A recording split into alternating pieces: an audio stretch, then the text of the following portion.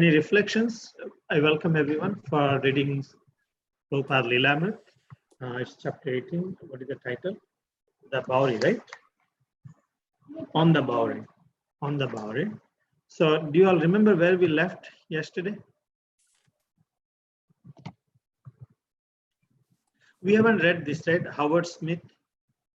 Right. I don't recall my screen.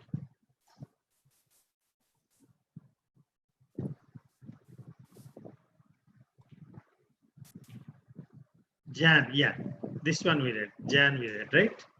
I would see him in the midst of the potpourri of people down here there and walking down the street. Always said, he said, are you chanting? I would say sometimes, and then he would say, that's a good girl. This Jan, this basically, yesterday we are discussing about the marketplace, Chinatown, and Prabhupada used to go and get some of the groceries. And Janaki is sharing her experiences in early time with Prabhupada.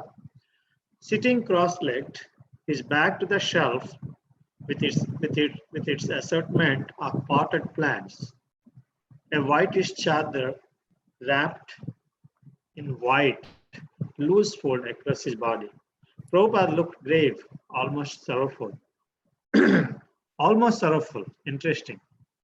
The picture and an accompanying article appeared in the June issue of the Village Voice.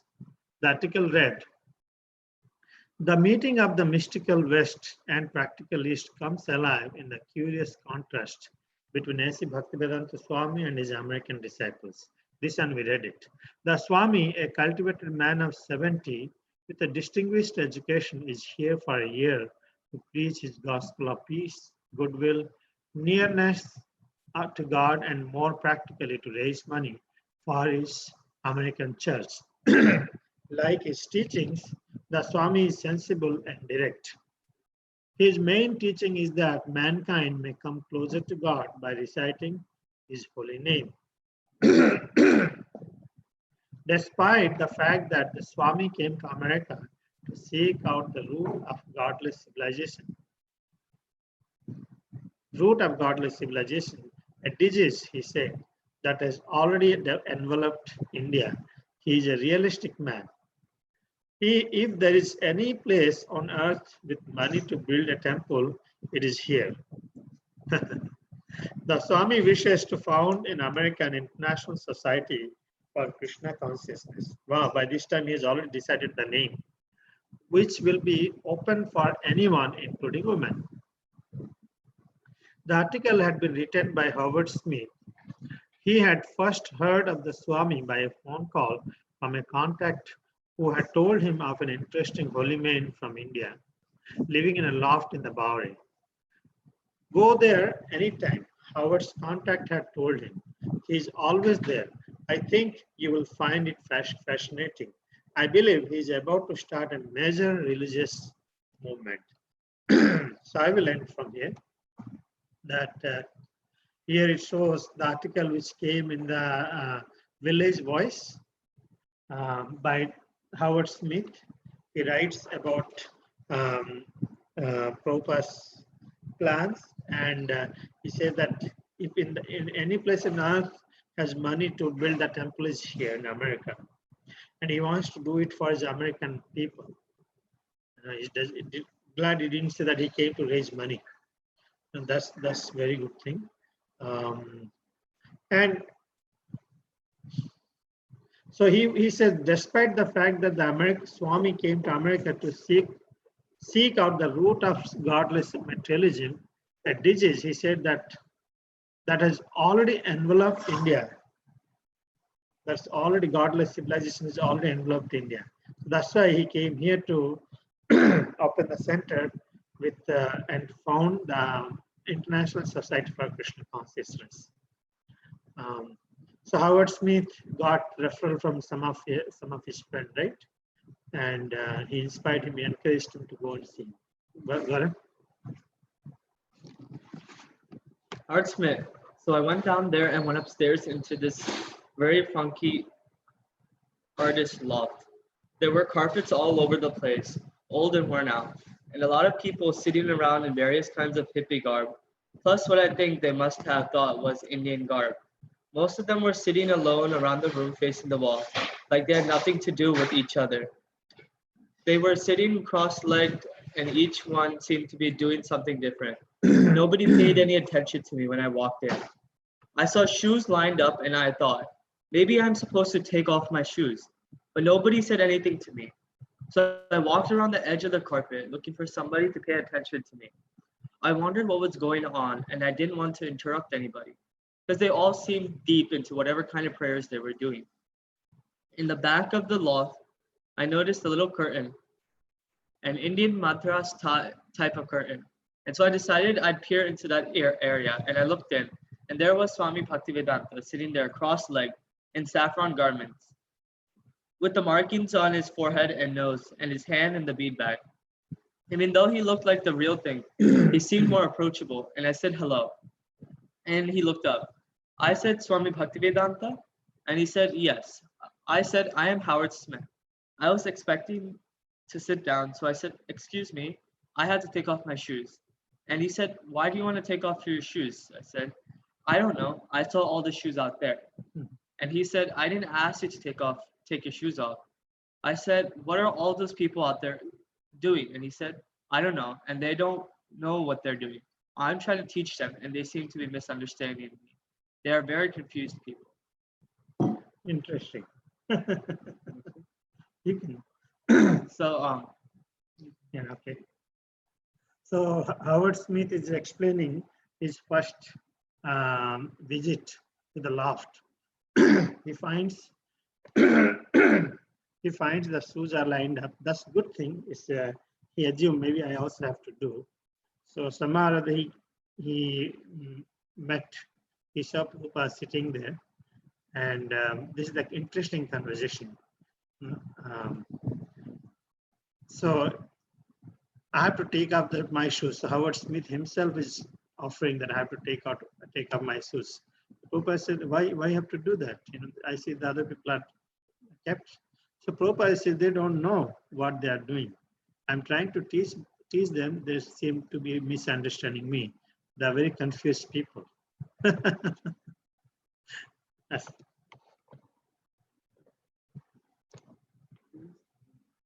Then we sat and talked, and I liked him a lot right away.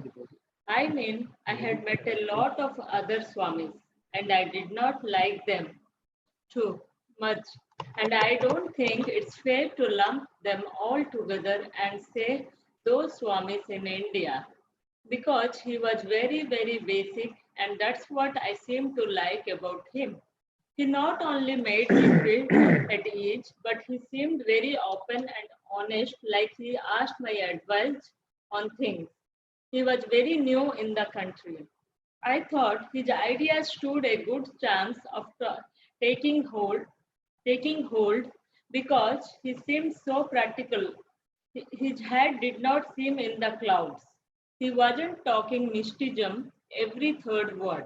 I guess that is where the soul was at, but that isn't where his normal conversational consciousness was at.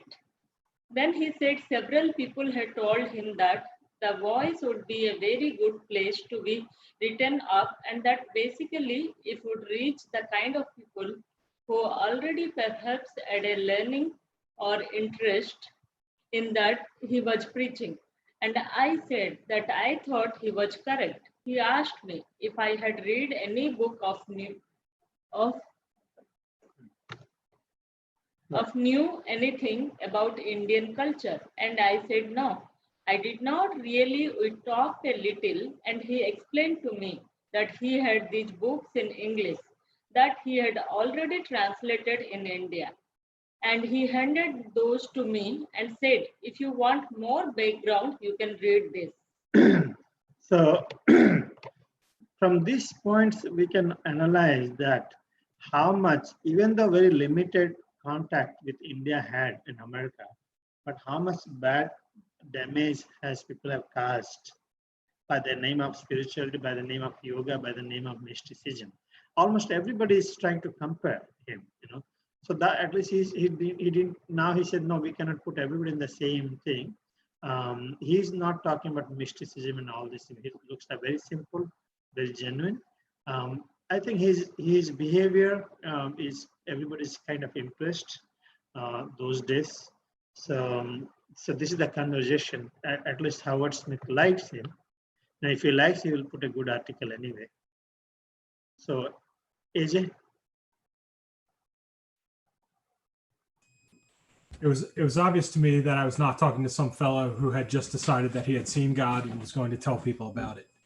He seemed to be an educated man, much more than myself, actually. And I liked his humbleness. I just plain liked the guy. He explained everything I wanted to know, the significance of what he was wearing, the mark on his forehead, the bead bag, and I liked all his explanations. Everything was very practical. Then he talked about temples all over the world, and he said, we have got a long way to go, but I am very patient. Prabhupada had hoped for what the Voice article had referred to as his American church.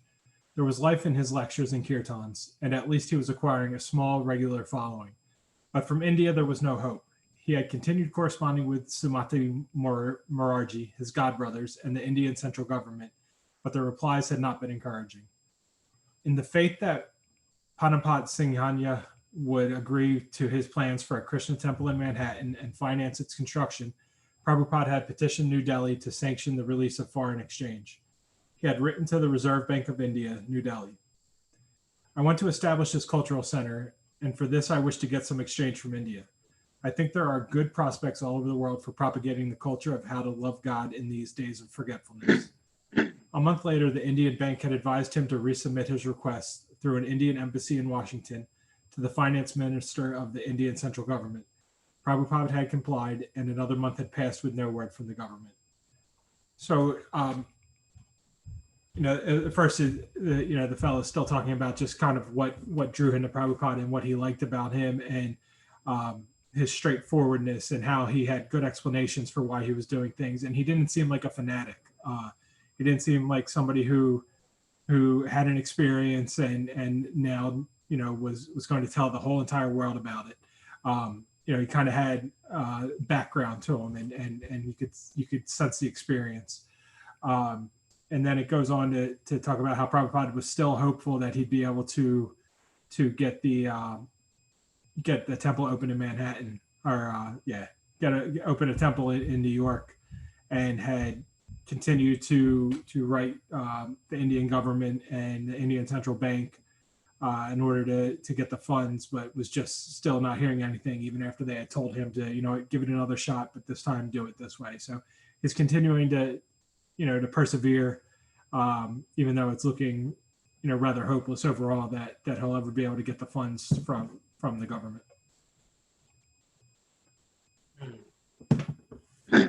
Yes, I can.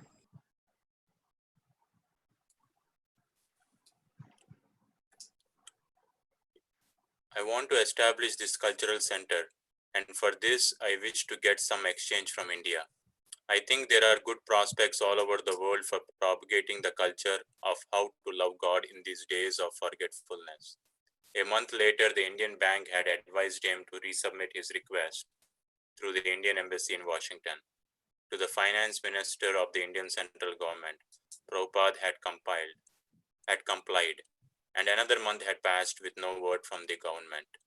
One of his godbrothers had written that Swamiji should come back to India and work personally to get the government sanction. But Prabhupada didn't want to leave America now. He wrote to Sumati Morarji, I'm trying to avoid the journey and again coming back, especially for the reason that I'm holding at the above address classes thrice a week and training some American youth in the matter of Sankirtan and devotional service to the Lord. Some of them are taking the lessons very sincerely, and in the future, they may be very good Vaishnavas according to the rigid standards. One day, a curious, unsolicited correspondent wrote to Prabhupada from India. His name was Mukti Brahmachari.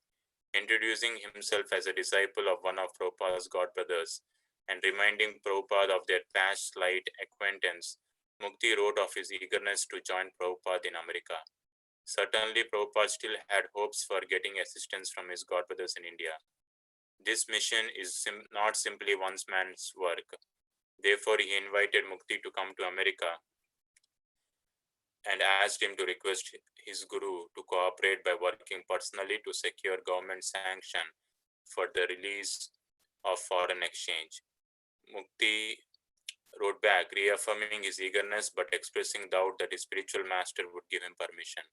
Mukti thought he should first come to the United States and then request his spiritual master's help. Prabhupada was annoyed and he sent an immediate reply. So here, Prabhupada is still trying to get the sanction from the government, where he got to establish the cultural center in New York, and he got a letter from the Indian Bank, which had asked him to basically submit his request to the Indian Embassy in Washington, DC, and from there it would go to the finance minister of the central government. And one of his godbrothers wrote to Swamiji to actually come back to India and do the work personally to get the government's sanction of the funds. Prabhupada didn't want to go there, and he actually wrote to Sumarti Morarji that he didn't want to come to India because he's actually having classes 3 times a week and training some American youth, and some of them are very serious and they could become very good Vaishnavas going forward. And one day, a brahmachari from India, he's a disciple of Prabhupada's godbrothers. He writes to Prabhupada asking him, telling him of his eagerness to help Prabhupada in his mission. Prabhupada definitely asks him to join, but he asks to get his permission from his spiritual master. But Mukti, he thought he could first come to United States and then request his spiritual master's help. And Prabhupada was annoyed at that. He sent a reply.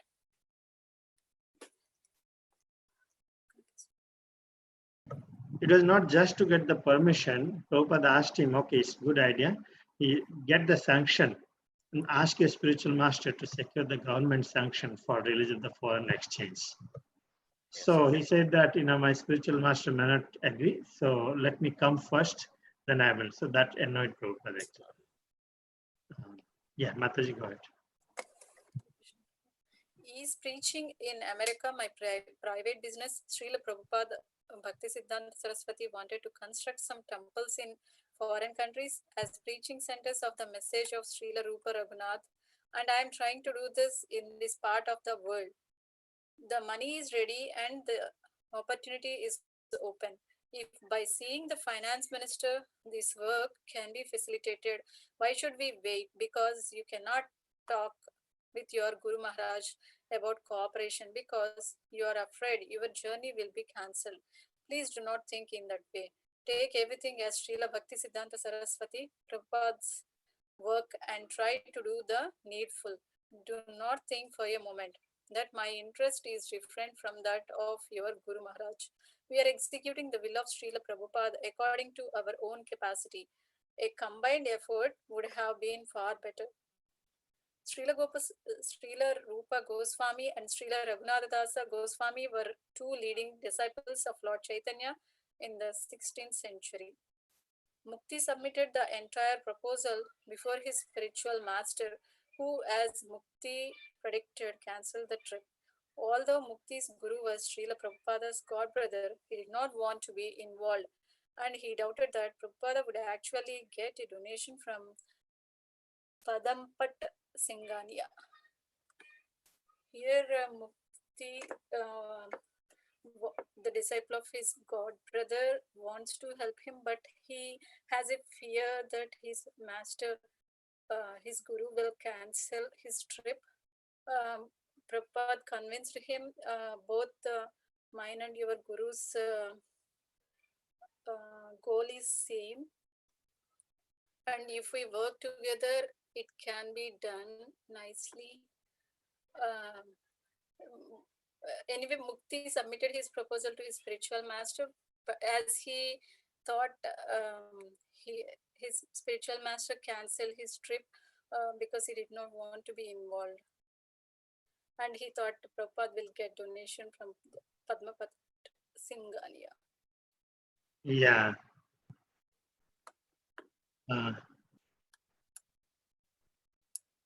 Little donation. So basically, he didn't trust his spiritual master. And what the spiritual master says, that's what one disciple has to follow anyway. So finally, that didn't work out. Vijayanand Prabhu, please read.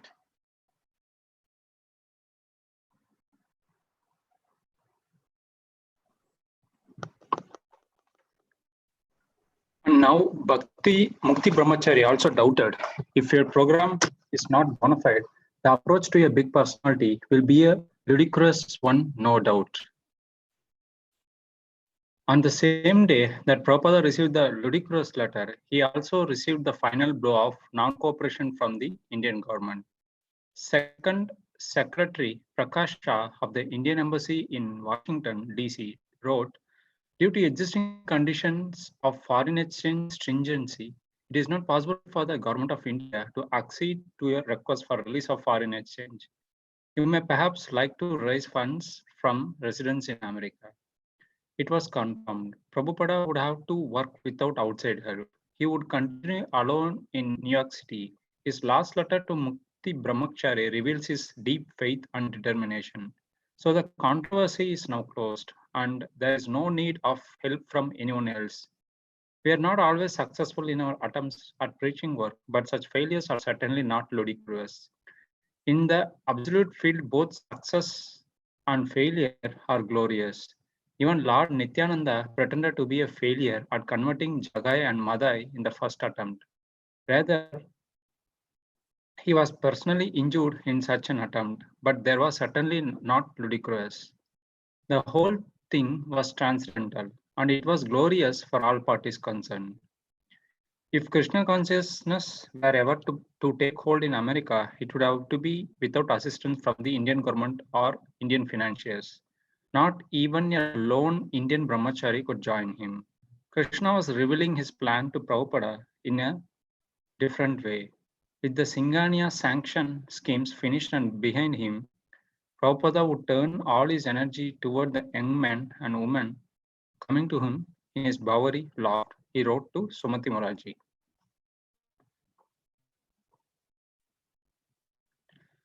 So,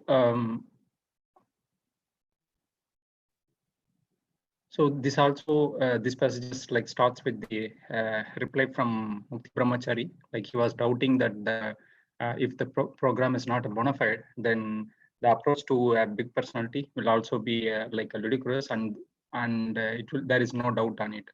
And immediately on the same day, like Prabhupada got received another blow actually, like the Indian government finally they informed him like due to the conditions of the foreign exchange stringency, it declared that the government of India cannot help for the release of foreign exchange, and the Indian government requested him to raise funds from residents in America.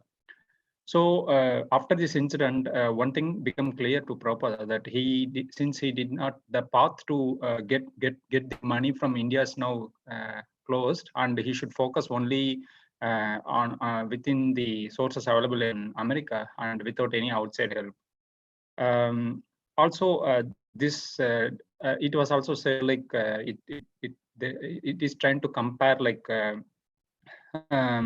So for anyone who is in the preaching, he might not be like successful in the first attempt. And there was one example which was given of the Lord Nityananda, where Lord Nityananda were failed like in converting Jagai and Madai in his first attempt, and also Nityananda got personally injured also in that attempt, but still. Whole thing was like transcendental, and it was glorious for all the parties. And also like even though like no lone Indian brahmachari would join him, like Krishna, Prabhupada felt that Krishna revealed his plan in a different way.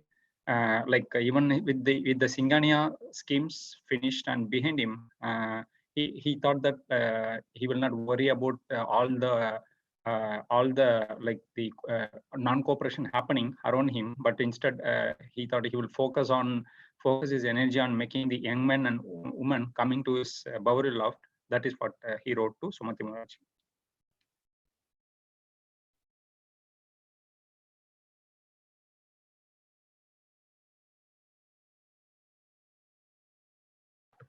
Swati Mataji, please read.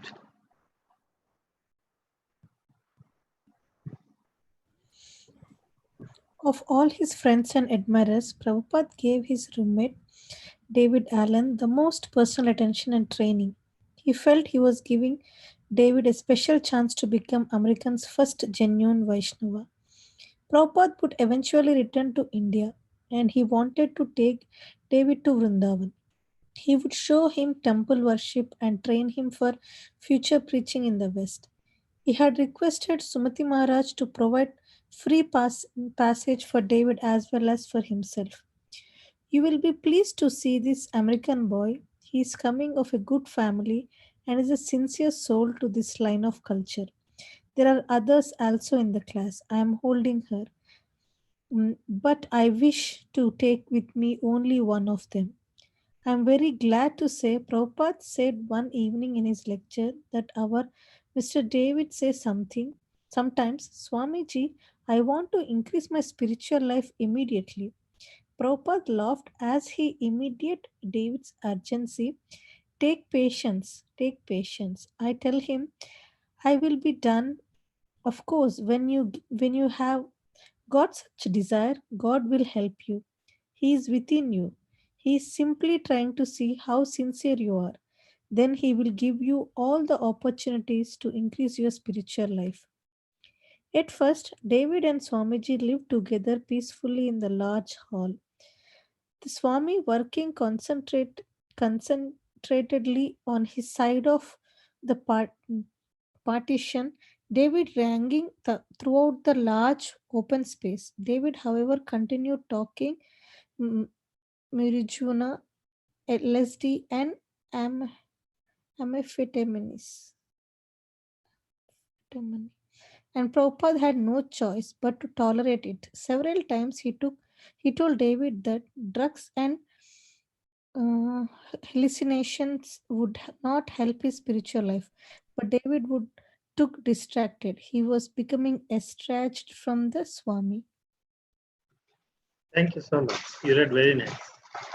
So now, finally, it's like as if Krishna's plan. Only way is that focus now. Now, first time Prabhupada is completely focusing on the American boys, what he has. And now he has this, he wanted to, okay, David Allen is with me and he's sincere, let me focus. He wanted to train him. He also suggested that Sumati Maharaj to give him a free passage to India. So from here it seems like David Allen was very enthusiastic. He wanted to change spiritual life, increase the spiritual life he made. Because it comes with time, do it with patience, and Krishna is going to help you. So they live, they live together anyway. Now here's the thing. Swati Mataji was reading very nicely. David continued to taking marijuana, LSD, and amphetamines. I hope he didn't give that trouble. He's the one probably give that trouble. Let's see what happens. I know that he gave the trouble. That's the Prabhupada had to move out. Prabhupada had no choice but to tolerate it. So several times he told David that drugs and hallucinations would not help his spiritual life, but David would look distracted. He was becoming estranged from the Swami. It was not so easy to give up, but that's the point we are hearing. He tried his best. I think Pratibha joined. Did Pratibha you join? Okay, no problem. Sridhari, please. Sridhari or Srikar, please read. But Prabhupada had a plan to use the loft as a temple, to transform it into New York's first temple of Radha Krishna. And he wanted David's cooperation. Although the neighborhood was... Yeah, we can hear you, Pratibha. Thank you so much for confirming. You can mute now. Everyone will take a turn to read a portion of it. Thank you. Yeah. Although the neighborhood was one of the most miserable in the world, Prabhupada talked of bringing deities from Jaipur or Vrindavan and starting temple worship even on the Bowery. He thought David might help. After all, they were roommates. So there could be no question of David's not cooperating, but he would have to give up his bad habits.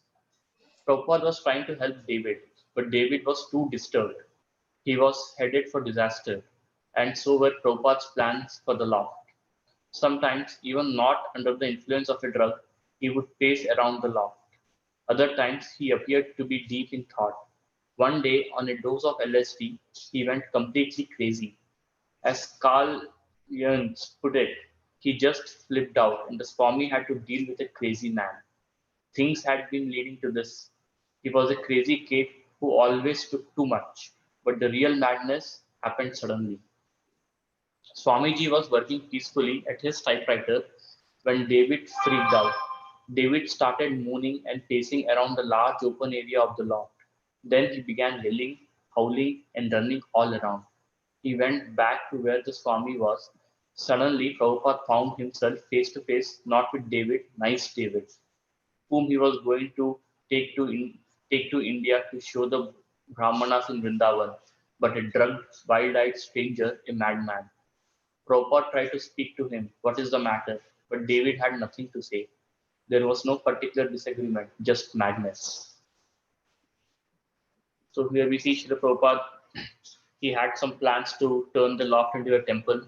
He wanted to he wanted to establish the first Radha Krishna temple in that loft in the Bohri area, though the neighborhood was one of the most miserable, but still he wanted to bring deities from Jaipur or Vrindavan and start temple worship there.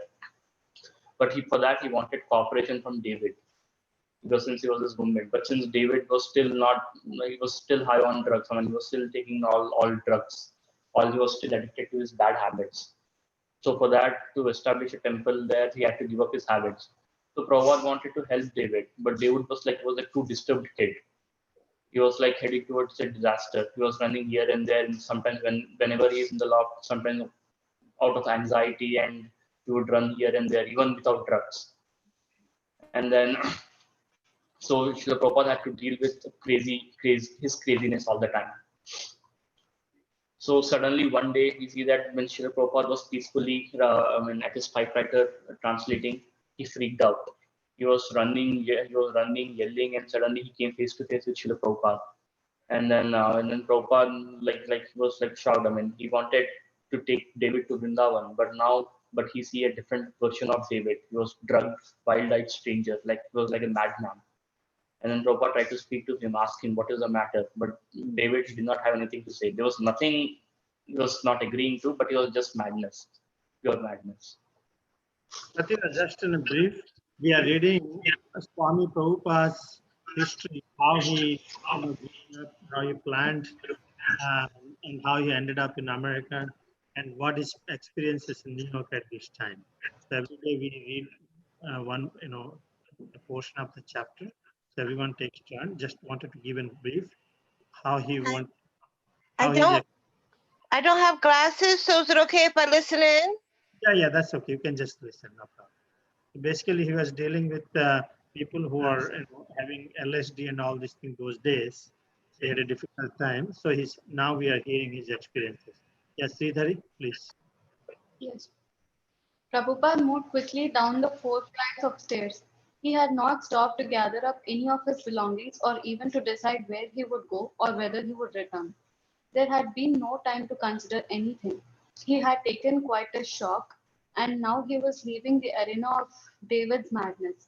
The usual group of bums were sitting in the doorway, and with their customary flourish of courtesy, they allowed him to pass. They were used to the elderly Swamis coming in and out, going shopping and returning, and they didn't bother him. But he was not going shopping today. Where was he going? He didn't know. He had come onto the street without knowing where he would go. He wasn't going back to the loft, that was for sure. But where could he go? The pigeons flew from roof to roof. Traffic tumbled by, and the ever-present bums loitered about, getting drunker on cheap, poisonous alcohol. Although Prabhupada's home had suddenly become an insane terror, the street at its door was also a hellish, dangerous place. He was shaken. He could call Dr. Mishra's and they might take him in. But that chapter of his life was over, and he had gone on to something better. He had his own classes, young people chanting and hearing. Was it all over now? After 9 months in America, he had finally gotten a good response to his preaching and Kirtan. He couldn't just quit now. So, Prabhupada was in shock and he quickly moved down from the stairs and even he did not stop for taking any of his belongings and he didn't know whether he would go anywhere or would return back to that place and he was in, I mean he didn't know what he was doing. He just thought he had to run from that place.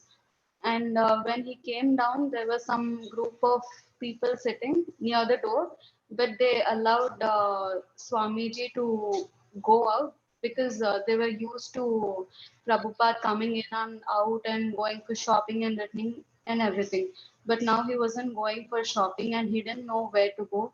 And even the roads outside were very terrible and it was very terrific for Prabhupada and because all the people were drunken and they were just loitering here and there on the roads and like it was just a hellish and dangerous place for him.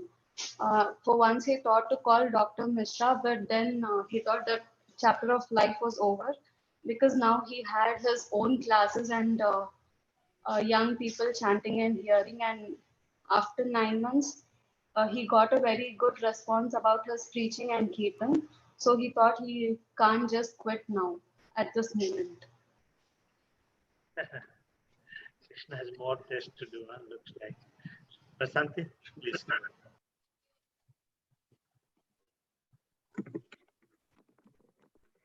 A.C. Bhaktivedanta Swami Maharaja, whom everyone knew and respected in Vrindavana as a distinguished scholar and devotee, who had an open invitation to see the Vice President of India and many other notables, now had to face starkly that he had not one friend of stature in United States. Suddenly, he was as homeless as any derelict on the street.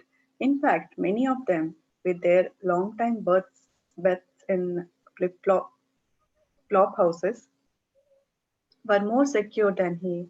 They were ruined but settled. The Bowery could be a chaotic hell if you weren't on a very purposeful errand, going directly to the store or back to your place. It was no place to stand wondering where will you excuse me. It was no place to stand wondering where will you live or is there a friend you can turn to. He wasn't on his way to Chinatown to shop, nor was he taking a little stroll, soon to return to the shelter of the loft. If he couldn't go to the loft, he had no place. How difficult it was becoming to preach in becoming to preach in America amid these crazy people. He had written prophetically in his poem the day he had arrived in Boston Harbor. My dear Lord, I do not know why you have brought me here.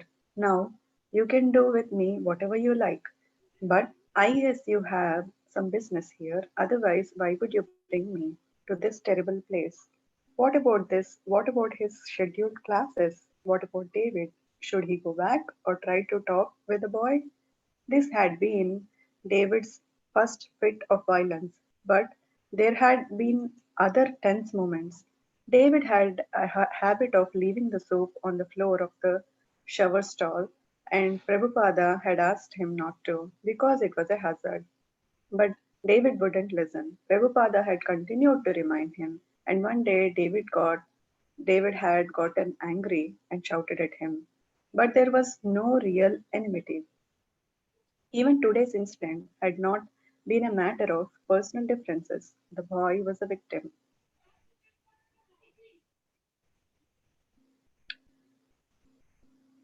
Prabhupada was a scholar. He was respected in Vrindavana. He had an open invitation for Vice President of India. Even though he was a very distinguished person in India, now in United States, he doesn't have a friend whom he can call now. So suddenly he became homeless, and he was thinking what to do now. He is not going for any stroll. He has no place now. He was thinking about his past memories when he came to America first. That he also wrote a poem about it, like why Krishna has brought me here. If he has some business here, that's why he got me. And he was thinking, what should I do now? What about the classes that he scheduled, and whether he should go back to the loft and talk to David. And he was also thinking the past incidents where he was not listening. He was leaving this soap on the floor of the shower stall, and he's not paying attention that it is a hazard. And moreover, he got angry with Prabhupada. So he was thinking about all these factors and trying to decide what to do. Rangnath Prabhu? Hare Krishna.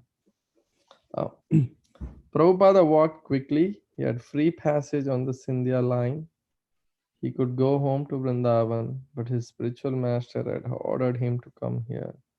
By the strong desire of Sri Srimad Bhaktisiddhanta Saraswati Thakura, he had written while crossing the Atlantic, the holy name of Lord Gauranga will spread throughout all the countries of the Western world. Before nightfall, he would have to find some place to stay, a way to keep up the momentum of his preaching. This is what it meant to be working without government sponsorship, without the support of any religious organization, without a patron. It meant being vulnerable and insecure. Prabhupada faced the crisis as a test from Krishna. The instruction of Bhagavad Gita was to depend on Krishna for protection. In all activities, just depend upon me and work always under my protection. In such devotional service, be fully conscious of me. You will pass over all the obstacles of conditional life by my grace. He decided to phone Carl Jurgens, and ask him to help. Hearing the Swami's voice on the phone, it was an emergency. Carl at once agreed that Prabhupada could move in with him and his wife Eva. Their place was close by on Center Street, 5 blocks west of Bowery, near Chinatown. Carl would be right over. After Carl found Prabhupada, they went straight to Carl's place, an AIR loft, smaller than the one Prabhupada had been living in. It had a main living area, large and open, with areas for the kitchen and bedroom partitioned off. There were decorative indoor plants and profusion of throw pillows placed all around. Carl's loft was much brighter than the dingy factory like space in the loft on the Bowery. The floor was painted bright orange. Carl used to say it looked like the deck of a ship. The walls and ceiling were white, and light from 7 skylights filled the room. Carl and Eva settled the Swami in one corner. Um, so Prabhupada was obviously, facing this kind of a crisis situation after from the Bowery, and um, he he came to the U.S. with a mission, at the instructions of his spiritual master, to spread the name of Lord Gauranga in the Western world. So he had to find a place to stay if he had to continue that mission and keep up that momentum. And and he didn't have any support, no support from any government sponsorship or any religious organization or anyone actually, which made him very vulnerable and insecure. But Prabhupada always had faith. It reminds here about the instructions in the Bhagavad Gita. And he called Kali Yagans to help, and he immediately agreed to help Prabhupada move in with him and his wife Eva. And it was very close by to the Bowery. And Prabhupada went to Carl's place, and the place is described. It's much bigger or brighter, bigger and brighter than the where Prabhupada was before, and um, and says Carl and Eva settled the Swami in one corner. So Prabhupada settled down, and the it looked like a deck of a ship, as Carl says. It's pretty much Prabhupada settled down, at Eva and Carl's home. Mataji there? Yes, Yes, Prabhu. Prabhupada had left. Prabhupada had left his belongings at David's loft and didn't want to go back. So Carl went over to pick up a few essential items. Prabhupada asked him to leave most of his things, including his books, suitcases, and reel-to-reel tape recorder, where they were. Although by this time David had come down from the intense effects of the LSD, he remained crazy. When Carl arrived at the loft, the door was locked and David was inside, afraid to let anyone in. Although finally he relented, he had shut and locked all the windows, making the loft oppressively hot and stuffy. Bill Epstein, who also came by that day, analyzed David as having had a drug induced nervous breakdown, a narcopsychosis. And although that David was sorry he had exploded at the Swami, neither Bill nor Carl thought Prabhupada should live with David again. Apparently, Prabhupada's chances of making the loft into a Radhakrishna temple were finished. Carl and Bill gathered up a few of the Swami's belongings, and David stayed behind in the loft. He wanted to be alone. Carl Jurgens knew Prabhupada's living habits and wanted to accommodate him with a suitable place to live and work. In a small alcove at one end of his loft, Carl had a small study which he allocated for the Swami. Carl also set up a cushioned dais and arranged the living room around it so that guests could sit in on the floor in a semicircle. Carl's wife, who didn't really like the idea of a Swami moving in, agreed to cover a few cushions with Indian Madras material for him anyways. Things went smoothly for a while. Prabhupada continued his morning and evening classes, and many of the Bowery his crowd came by. Hip crowd came by. Three of his regular callers lived right in the same building, and a few others, including Carl's brother, were just around the block. Michael Grant, James Green, even David Allen came once. So this is enough. Should I continue, bro? Okay. This is another.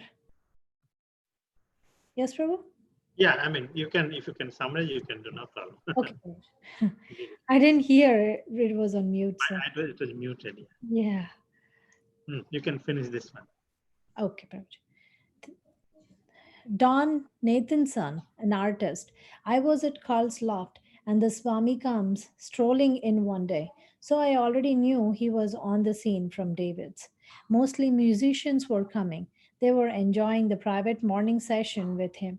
And that's really strange in itself because these people were up almost all night and he used to do it at 6 in the morning for 1 hour. He would lead them in chanting with his hand symbols dot dot dot dot dot dot. It was strange because that crowd was heavy into drugs and they were well read, but for a short period they used to go used to go every morning, 9 or 10 of them, and they felt very good about it. They felt very good that they did that in the morning. So this is another change for Prabhupada, where he moved from one place to the other, from David's place into Carl's place, and how the people with whom he was living, they were so unstable, and they just had this fickle mind where they were nice one day, and then when you look at David, because of that nervous breakdown that he had, of course, because of the drugs that he was on, he ended up behaving in that way, and Prabhupada had to leave that place, and Carl was able to host Prabhupada for a little bit, even though his wife was really happy with the idea of a Swami moving in, but she did what she could. I mean, it shows that she looks like she kind of accommodated with the Indian clothing that she had. It says that she covered few of the cushions with Indian madras material, meaning she tried to accommodate him in a way she could. And also how Prabhupada continued his programs and how people started coming. These people, because of their lifestyle, they would be up all night, but still they would do the morning program. And I mean, it's really amazing how Prabhupada led, because they are so high in their energy, and to get them to that level, it would have been such a, I mean, it was only possible because that was Prabhupada. It says Prabhupada led them in chanting in the morning program in 1 hour, and all of them, obviously, they felt very good about attending that program and how they felt.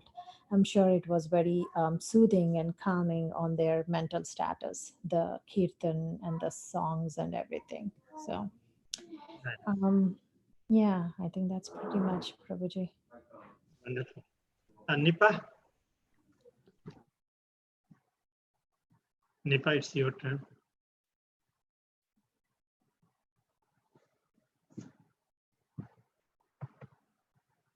Nipa, can you hear me?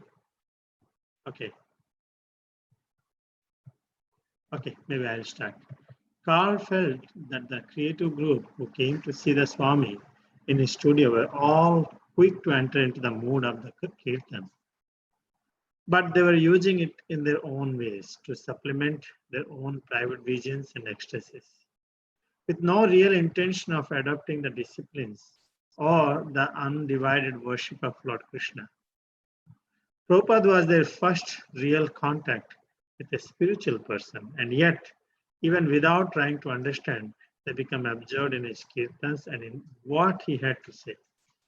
Carl would invite them, hey, come on, this is genuine, this is real, you will like it. It's music, it's dance, it's celebration. Carl saw that people just felt good being in the Swami's presence and meditating on the chanting and eating the Swami's cooking. It was unlike anything they had experienced before, except maybe for their moments of creative insight. Yet, for Carl and Eva, Prabhupada's simple presence created difficulty. Yeah, of course. Never before during his whole stay in America, had he been a more inconvenient or unwanted guest. Carl's studio was arranged for him and his wife to live in alone, using the bedroom, kitchen, and living room any way they liked.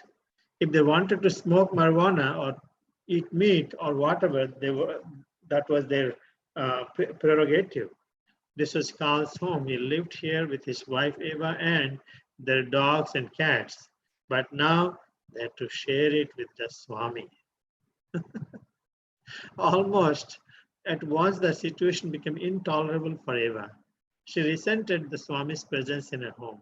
She was a feminist, a liberated white woman with a black husband and a good job. She didn't like the Swami's views on women. She hadn't read his books or attended his classes, but she had heard that He was opposed to sexual intercourse except for conceiving children. And that in his view, a woman was supposed to be shy and chaste and help her husband in spiritual life. Big trouble. She knew about the Swami's 4 rules: no meat eating, illicit sex, intoxication, gambling. And she definitely did not want Carl's Swami trying to change their ways to suit his. And he had better not expect her to wait on him as his servant. She sensed the Swami objecting to almost everything she did. If she were to seek his advice, he would probably ask her to stop taking drugs, get rid of the cats and dogs, stop drinking, and stop contraceptive sex. If the Swami had his way, they would probably eat only at certain times and only certain food. Eva was a heavy smoker, so he probably wouldn't like being around her. She was ready for a confrontation. So not be surprised, um, staying in someone's home, and now it shows that Carl and Eva, and there's a dog and there's a cat. They have their own life. They wanted to do whatever Carl was, compromising. Looks like he was inviting people very happily, but Eva didn't like very much. There's so much of restriction to sense gratification. She didn't like much. That's the fact. So she is confronting now, and now it's time for Prabhupada, looks like, to move. Profit soon. It is expected how one can change so easily. Yeah, go on. But Prabhupada does not want to make intolerant demands while living in another's home. He kept to his allotted corner of the loft, and he made no demands or criticism. Hadn't he seen his host and butler eating meat and only remarked, "Think nothing of it"? Nevertheless, his imposing spiritual presence made Eva sorry Carl had ever met him. To Eva, the Swami was an inimical force, and she, being candid and independent, let him know. As soon as he asked whether she could bring him something, she replied, "Get it yourself." Carol Baker saw the situation as being extremely uncomfortable and tense. Eva was quite resentful. Eva complained to Carl. Here she was paying rent for the loft, working hard, and this man was trying to change their way of life. Carol. Eva couldn't handle his teachings, and she couldn't handle his influence over Carl. She didn't feel so constrained, but she felt that Swamiji was making Carol feel constrained. This was Eva's main objection. The Swami was influencing Carol. Her relationship with Carol had only recently begun, and Carol was aware that she needed much of his time. He agreed with his wife, yet he couldn't refuse the Swami.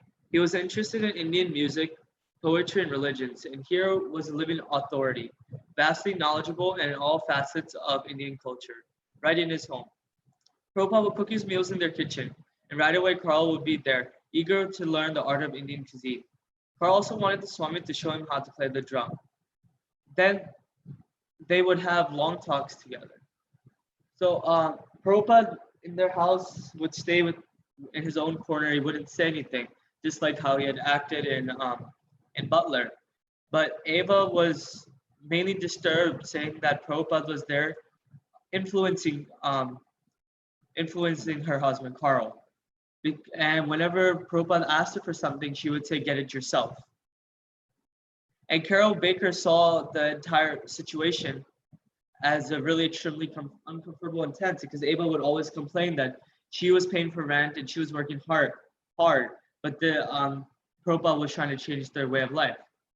And Carl would have to listen to Eva's objections, but at the same time, Carl would also didn't want to refuse to the Swami, because he was also very interested in Indian music and Indian way of life. And whenever Prabhupada would cook in his meals in their kitchen, Carl would all right away be there to learn it. And Carl and this Prabhupada will always have long talks as well. Is it? Carl was trying to be something he really wasn't, but he would never have suggested that the Swami had to leave. Swami, I am sure, was astute enough to pick up on this tension as soon as he could. Oh, we're going to jump down to that one. Sorry. Okay, sorry. Yep. Swami, I am sure, was astute enough to pick up on this tension. As soon as he could, he tried to move to another place. Gradually, Carl reached an impasse in his relationship with Prabhupada. He couldn't share his life with both his wife and the Swami, and ultimately he was more inclined towards his wife. Carl said, I couldn't see my loft becoming a temple. I was raising cats and dogs, and he wanted them removed. He used to call me a meat eater, but then he changed our diet. Of course, he was hitting the American culture, which doesn't know what all this business is. I have to put it on myself as much as anyone. I could understand and absorb India through an impersonal agency like a book or a record, but here was the living representative of Godhead, and to me it was difficult as anything I've ever had to do before or since. Prabhupada was not insensitive to the distress his presence was causing. He didn't want to inconvenience anyone, and of course he could have avoided all inconveniences, both for himself and for people like Eva, if he had never come to America. But he wasn't concerned with the convenience or inconvenience, pleasing Eva or displeasing her. He wanted to teach Krishna consciousness. So yeah, he's just, Carl was just talking about, how kind of disruptive it was having Prabhupada live with him. And just because he came in and kind of wanted to change Carl's life, right? He wanted to preach Krishna consciousness and teach Krishna consciousness and say, hey, you can't eat meat. You got to get rid of these cats and dogs. Just kind of, and from everything you've read, he's just up to now. Like Prabhupada's very blunt, it seems, right? He's very straight to the point and he's very direct. So I can, in my head, this makes sense. He gets there, he's like, you're a meat eater. Stop eating meat. I'll cook, and then he's like, get rid of the cats and dogs, like all that kind of stuff. So, and he said, it's easy to, it was easy for Carl to learn about India and Indian culture through books, but having actual Prabhupada in his house was a bridge too far. It seemed it was much harder. And Prabhupada understood what was going on, right? He could tell things were tense in the house, and he could tell that it was problematic, but he wasn't super concerned about it, right? If he was afraid of stepping on toes and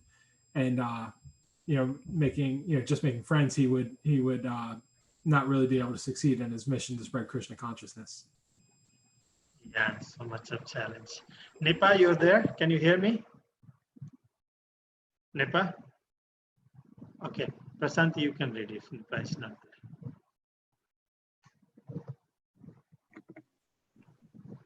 Oh, Nipa. Yeah, Nipa, you can go ahead. Oh, Nipa, you want to read? Nipa, we can't hear you. Maybe there is some problem with the connection. Yeah, then you can read. Prasanthi. Carl, I couldn't see. Prabhupada was not insensitive to the distress. Someone talking? Prabhupada was not insensitive to the distress his presence was causing. He didn't want to inconvenience anyone, and of course, he could have avoided all inconvenience, but for himself and for people like Eva, if he had never come to America. But he wasn't concerned with convenience or inconvenience, pleasing Eva or displeasing her. He wanted to teach Krishna consciousness. Prabhupada had a mission, and Carl's loft didn't seem to be the right place for it. Prabhupada's friends all agreed he should move more into the center of things. The Bowery and Chinatown were too far out of the way. They would find him a new place.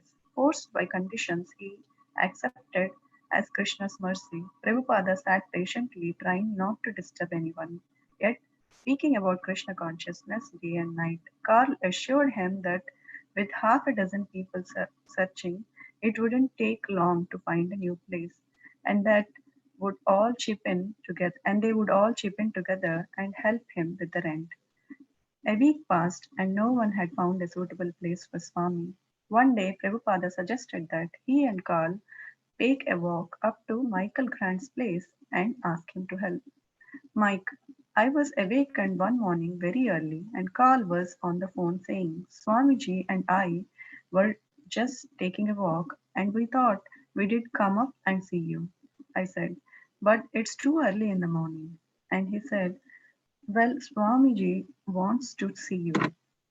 They were very nearby, just down the street, so I had to quickly get dressed, and by the time I got to the door, they were there. I was totally unprepared but invited them.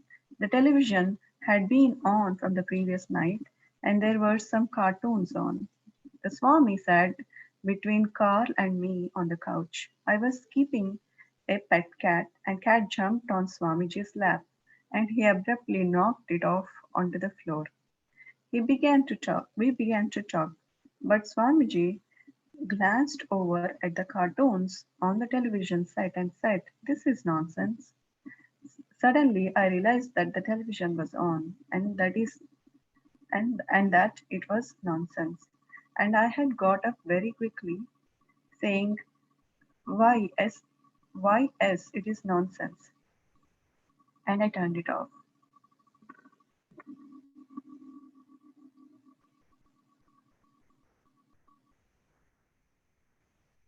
So, so Prabhupada is with Carl, and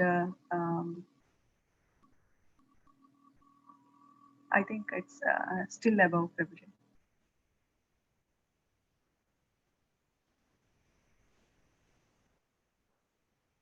Yeah.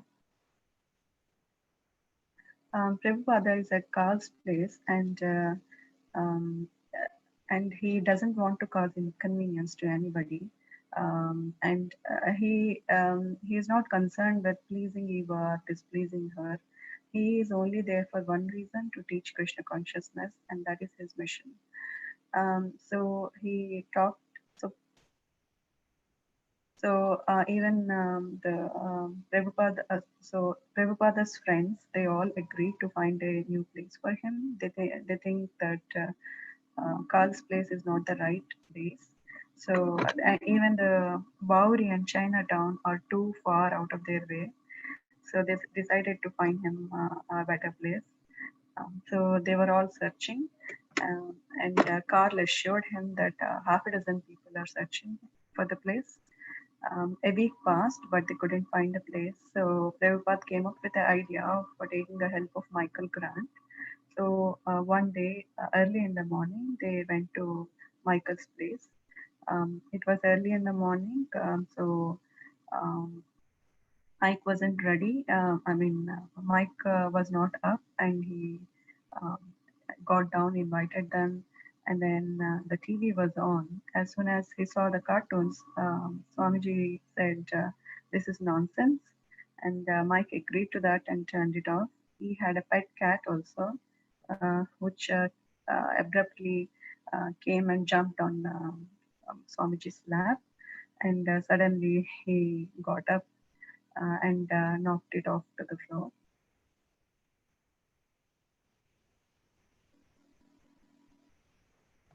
Thank you, Prasanthi. So, well, I will. You're saying something? No, Prabhuji. Okay, we will try to finish in 3 minutes. This I want to say that tomorrow is a special program with His Holiness Giriraj Swami Maharaj, as I mentioned. I'll send the information if you have not received, but please join and forward other friends. I'll read this quickly. As Prabhupada talked, he tried to impress on Mike how difficult it was for him to live with Carl and Eva, and Mike listened. But was the Swami so sure he couldn't go back to the Bowery loft and live with David Allen?